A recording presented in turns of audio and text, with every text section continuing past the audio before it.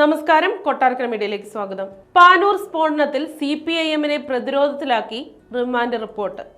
ഒരാളുടെ മരണത്തിനിടയാക്കിയ ബോംബ് നിർമ്മാണം ലോക്സഭാ തെരഞ്ഞെടുപ്പ് ലക്ഷ്യമിട്ടാണെന്നാണ് റിമാൻഡ് റിപ്പോർട്ടിൽ പരാമർശിക്കുന്നത്. സായൂജ്, അമൽ ബാബു എന്നിവരുടെ റിമാൻഡ് റിപ്പോർട്ടിലാണ് പരാമർശം. രാഷ്ട്രീയ ലക്ഷ്യത്തോടെയാണ് ബോംബ് നിർമ്മാണമെന്ന് ഉറപ്പിക്കുന്ന വിധത്തിലാണ് റിമാൻഡ് റിപ്പോർട്ടിലെ പരാമർശങ്ങൾ. കേസിലെ 6ഉം 7ഉം പ്രതികളെ കോടതിയിൽ ഹാജരാക്കിയപ്പോൾ കോടതിയിൽ സമർപ്പിച്ച റിമാൻഡ് റിപ്പോർട്ടിലാണ് CPIM വാദങ്ങളെ പൊളിക്കുന്ന വിധത്തിലുള്ള പരാമർശങ്ങളുള്ളത്. ഒരാൾ മരിക്കാനിടയാക്കിയ ബോംബ് സ്ഫോടനത്തിന്റെ തെളിവ് നശിപ്പിക്കാൻ DYFI നേതാവ് അമൽ ബാബു ശ്രമിച്ചതായും റിപ്പോർട്ടിലുണ്ട്. രാഷ്ട്രീയ എതിരാളികളെ ലക്ഷ്യമിട്ടാണ് ബോംബ് നിർമ്മിച്ചതെന്നും റിമാൻഡ് റിപ്പോർട്ടിലുണ്ട്.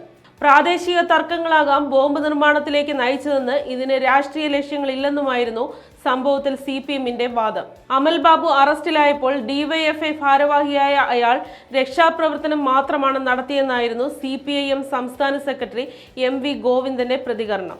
അമൽ ബാബു സംഭവസ്ഥലത്ത് എത്തുകയും അവിടെ നിർമ്മിച്ചു വെച്ച 7 ബോംബുകൾ ഒളിത്താവളത്തിലേക്ക് മാറ്റുകയും ചെയ്തെന്നാണ് അന്വേഷണ ഉദ്യോഗസ്ഥർ പറയുന്നത്. പിന്നീട് ഇയാൾ വീണ്ടും സംഭവസ്ഥലത്തേക്ക് എത്തി ബോംബ് നിർമ്മിച്ച ഇടം മണ്ണുകൊണ്ട് മറച്ചെന്നും റിപ്പോർട്ടിലുണ്ട്.